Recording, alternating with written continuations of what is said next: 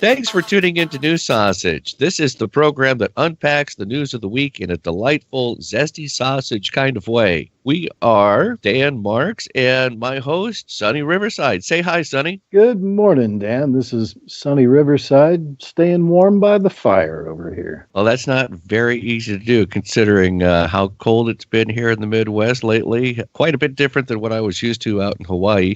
We're looking at a high today of -3.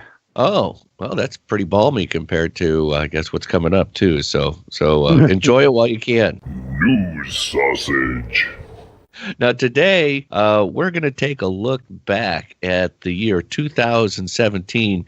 Everybody was really anxious to get past 2016 because of how awful that was, but 2017 turned out to be even worse, and we're going to talk a little bit about why that is. Of course, we have to make a correction from last week. I made a mistake. I was in error last week, Sonny. I told everybody that it would take $2 billion to feed the world. And I was wrong, and I'm sorry about that. I just want to make sure that we're giving everybody accurate information out there and not misleading anybody, because there's nothing worse than getting in that cooler conversation at work, spitting out some information, and somebody Googles it and throws it back in your face and laughs at you and tells you that you don't know what you're talking about. So we don't want to set you folks up for anything like that. Yeah, we were comparing the tax break that trillionaires or billionaires were getting to the tune of, I've heard, anywhere from 1.5 trillion to $2 trillion being handed to the wealthiest people and corporations in America. We were comparing that to the cost of feeding the entire world and eliminating world hunger. I said it was $2 billion. That's not right at all. It turns out that it is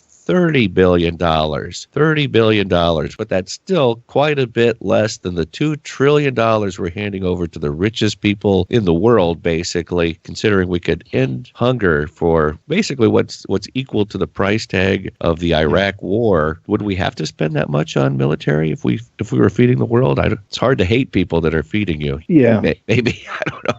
Maybe it's a little a holistic approach to fixing things. I drew a lot of nasty stares many years ago when I suggested to some hawkish people that I knew that it would be cheaper just to drop dollar bills in Iraq and Afghanistan than to blow everybody up. But we'll see if that's... Well, dollar bills you can spend on candy and bubble gum, but this is protein. And anyway, I just wanted to clear that up. Also, we're going to take a look at the year in review. What's amazing is that, I just saw this article that this is the worst year that we could have possibly imagined. This year exceeded everybody's expectations as to what a bad year could encompass. It seemed like a lot of the bad news kept coming daily, not just every week or every month. We were getting daily drippings of bad news that just made you shake your head and go, oh my gosh, what's going to happen? We're ruining the world, and it's hard to keep up with everything. So in the year in review, we're going to take a look at the cringe of 2017. We're actually going to try to out-cringe each other. Sonny and I have our own lists. What was the cringiest moments of 2017? And we want to try to out-cringe each other for your entertainment. Yeah, I don't know about you, Dan, but 2017, every morning I would wake up and I would check my phone for the BBC News to find out what had gone wrong overnight while I was peacefully sleeping, or not so peacefully sleeping. Okay.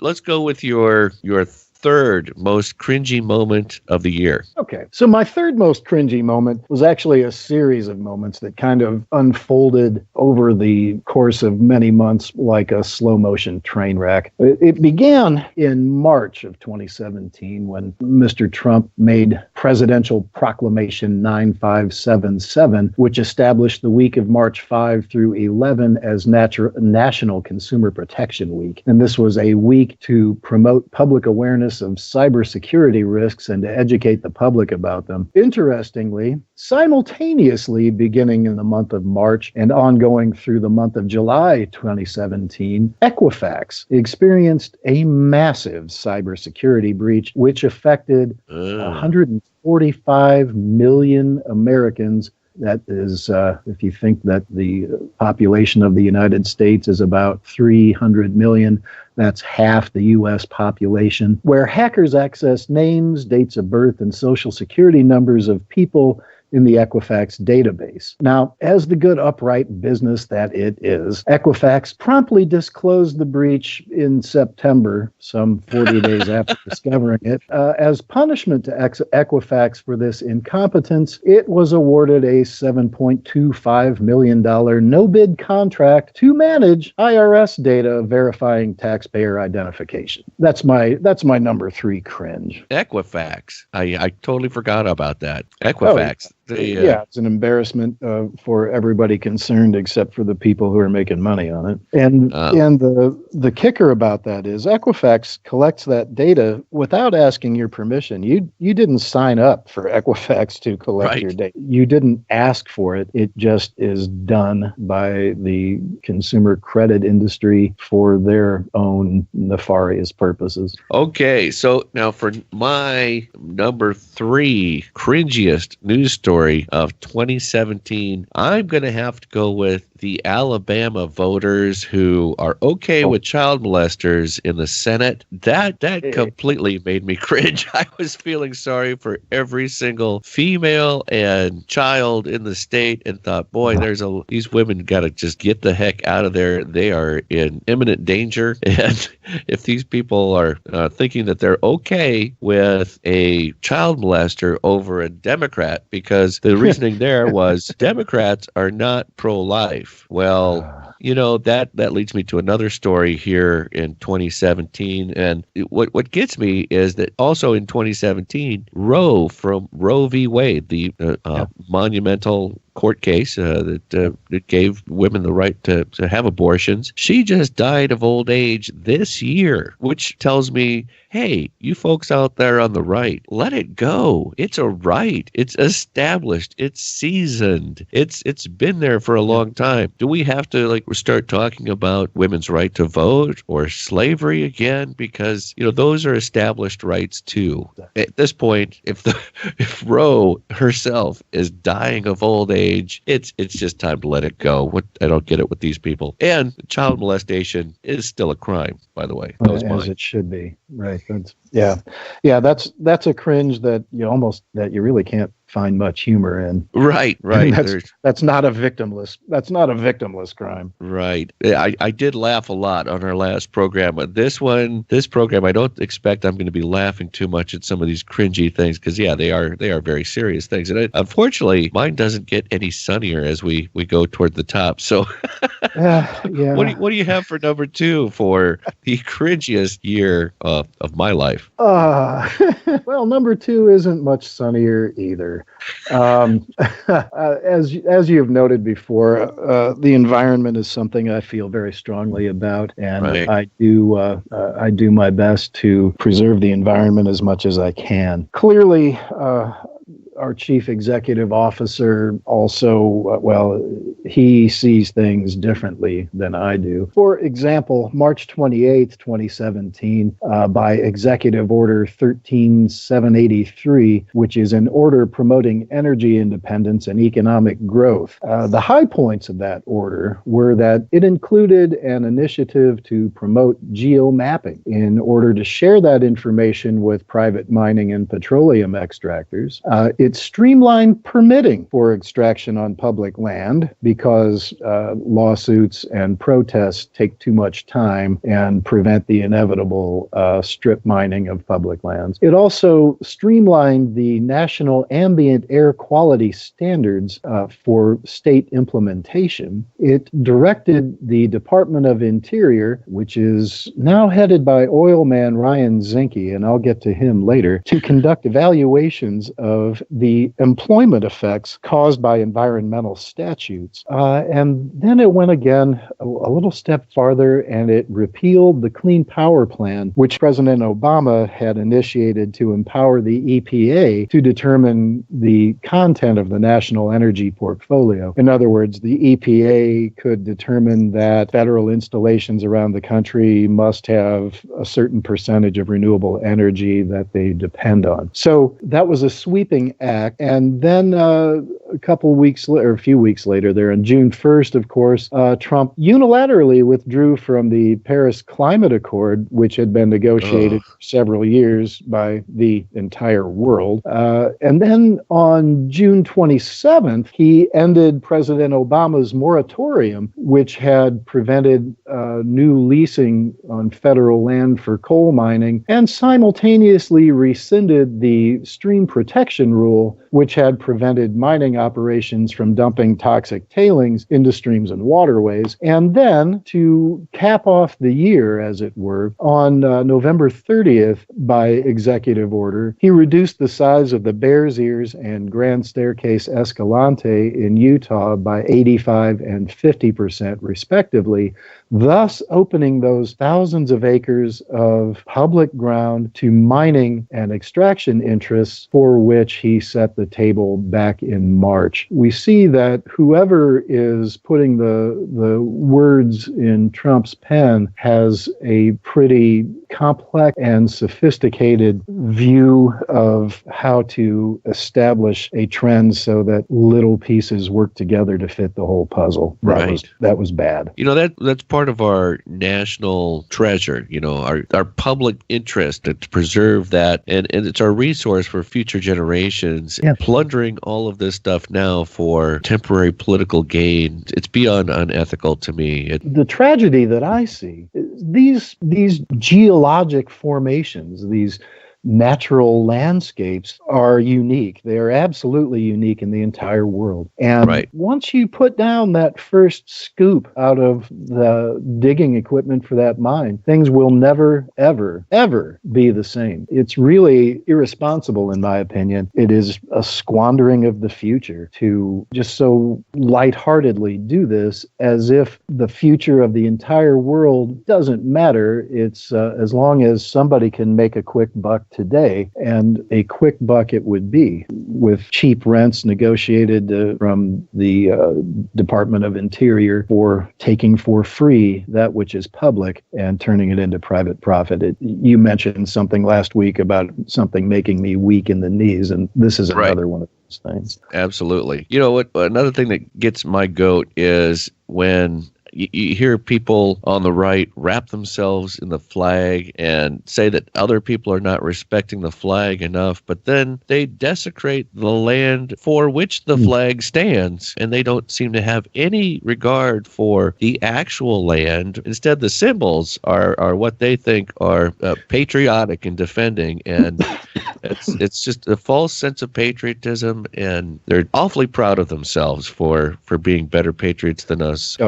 Well, you're spot on there. Thank you for that one, too. Now, on my number 2 cringiest story of 2017, we've been inundated with shootings, mass killings of people for years and years now. We really reached a pivotal moment this year when the shooter in Las Vegas killed and wounded nearly 600 people by himself. And those were country music fans who, I'm under the impression, quite a few of those country music fans are NRA members. They probably have a gun. There was actually a service member who was back from tour duty who was armed and staying in a suite 2 floors below the shooter, could see out his window the gun barrel firing up above, and he could not enter that room and get that guy. Yeah, honestly, the guy shot at these people for over a half an hour. And for all those people that tell you we need guns to defend ourselves from people with guns, there was nobody with a gun that stopped this man with a gun from shooting nearly 600 people in this period of time. And, I've been one to defend constitutional rights, even Second Amendment rights. But after that event, that changed my perspective enough that, I've started backing off these gun rights and saying, the Constitution doesn't actually say anything about guns. It talks about arms. So if we're allowed to have arms, right? But obviously we're not allowed to have tanks or surface-to-air missiles or anything like that. So, swords are arms too. Yeah, Forget right? about bump stocks. Let's just take the whole kit caboodle. They want to say Democrats want to take their guns. Okay, so what? Yeah, we do.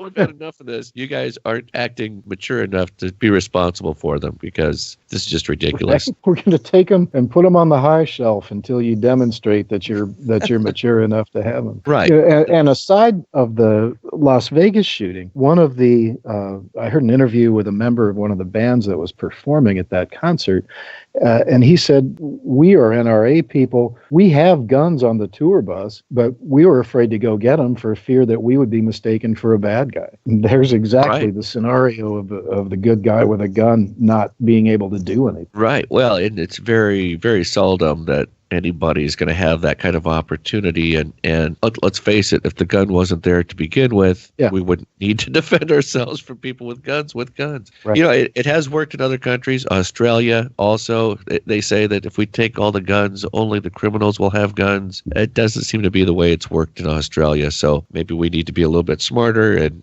get off the spin train a little bit with that one. The number one most cringeworthy story of 2017 in my book is the rampant conflict of interest that has gone on in the executive branch of government. Without even discussing the conflicts of interest of the president, I looked into his cabinet, and it's just a shocking parade of horrors of what has gone on.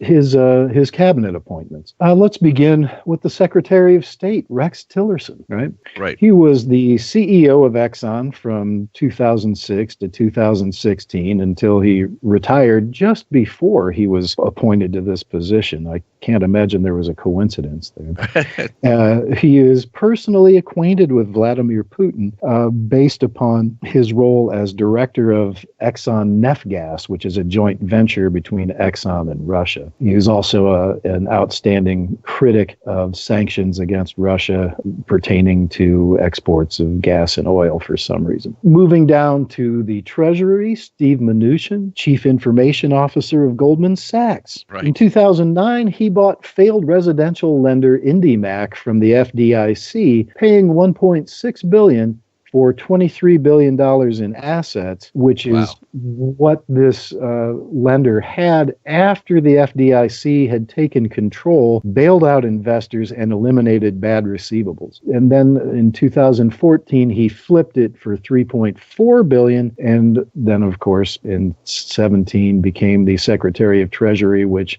gave him access to use a government airplane for a personal trip with his wife to see the solar eclipse, and a jaunt down to Fort Knox to take selfies in front of the United States Gold Reserve. Yeah. We can talk about Attorney General Jefferson Davis Sessions, white supremacist. I'll stop. Over to the interior. I mentioned Ryan Zinke before with the interior proclamation that Trump had made. So Zinke's history was he was a Montana real estate developer and also a director of oil pipeline company QS Energy. In commerce, Wilbur Ross, Wilbur has quite a dossier. He was an investment banker who was revealed to have ties with Russian financial interests in the Paradise Papers, if you remember. Oh, yeah. In the 1980s, he used his position at Rothschild and Sons, to pressure bondholders to allow Trump to remain in control of his bankrupt casinos in the 1980s. In August 2016, Ross agreed to reimburse investors $11.8 million and pay a fine of $2.3 million to settle a Securities and Exchange Commission probe into the overcharging of fees by his company, W.L. Ross and Company. And by January 2016, Ross and Company was the biggest investor in Navigator Holdings, which, as it happens, is a liquefied gas shipping company. An Irish politician and member of European Parliament, Luke Ming Flanagan, accused Ross of insider trading from W.L. Ross as part of a 2014 sale of shares in the Bank of Ireland. Ross founded the International Coal Group in 2004, which was formed after several coal companies went bankrupt, and the United Mine Workers of America protested this bankruptcy reorganization as it led to changes in healthcare and pensions for the existing employees, other accomplishments of International Coal, they bought the Sago mine in 2005 and broke the union before the mine collapsed in 2006, killing 12. So we see a trend there of oil, gas, coal being deeply embedded like ticks in the in the government, in the executive cabinet. And let's take a look at Health and Human Services. Our Secretary of Health and Human Services, Tom Price, he was confirmed in February, resigned in September amid a scandal for misuse of taxpayer money for charter flights, and he was then succeeded by Alex Azar, who is now our Secretary of HHS. Alex Azar, you might remember as the president of Lilly USA Pharmaceuticals. In the Energy Department, Secretary Rick Perry, former governor of Texas, who in his run for president expressed his intention to abolish the department. Housing and Urban Development, billionaire surgeon Ben Carson, vocal critic of HUD's role in enforcing anti-discrimination laws. Transportation, Elaine Chao, the wife of Senate Majority Leader Mitch McConnell. And we'll finish with Betsy DeVos as the Secretary of Education, who's been an outstanding opponent of public schools, and she never attended a public school. She married the heir of the Amway fortune, and her brother is Eric Prince, founder of Blackwater. My number one, this one was kind of obvious for me, definitely the worst story of the year, but I had trouble, kind of sorting out whether it was worse or not as bad as the Las Vegas shooting because of all the people that were attacked there. But my number one cringy story of the year is the Virginia riot with the Nazis and Antifa. If it wasn't bad enough to see that kind of conflict on American streets after we fought World War II and thought we had conquered these folks, to have these kind of Nazi sympathizers in our country is bad. The fact that they're marching through the streets, intimidating people, threatening people, literally shooting at people, running them over with cars.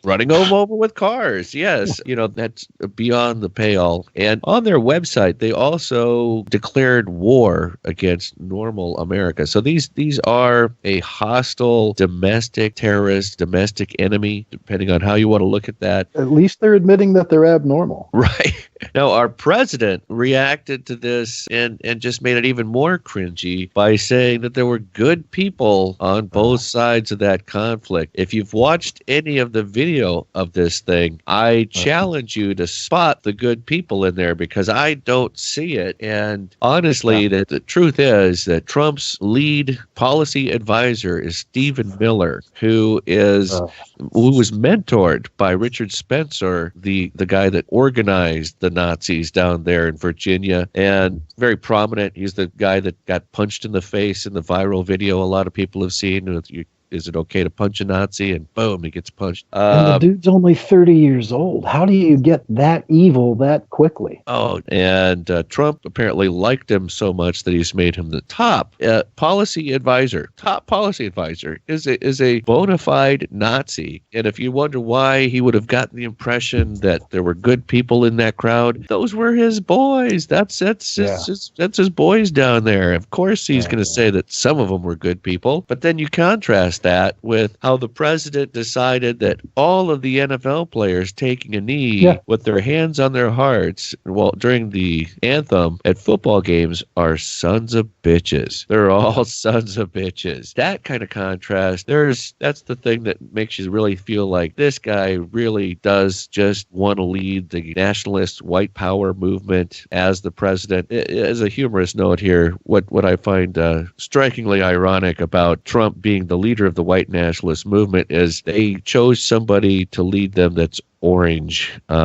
So it's what's wrong with these people? He's like he's like an Orange Julius. I saw a picture of him recently standing up at a rally. He's starting to look more and more like an Oompa Loompa with the white eyes in the middle there. Not kind of the anti-raccoon look going on. It's spooky.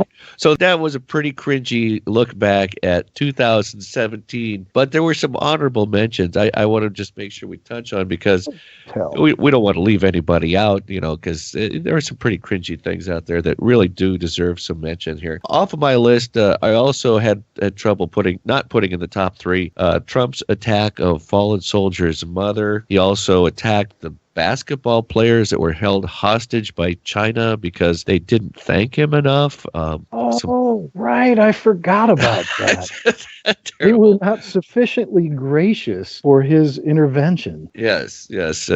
And of course, how could we forget? It was such a big deal. Of course, Time magazine made the Me Too movement the Person of the Year for all of the sexual predator stories that came out in 2017. You had to cringe, especially for the people that we've liked for so many years. Namely, at the top of the list there, you got to put Al Franken. To see that scandal erupt, and there's some question as to how bad it was. It wasn't anything like the allegations against Trump by any means. But what really made me cringe about Al Franken scandal was all the Democrats that quickly dismissed the accuser, didn't believe her.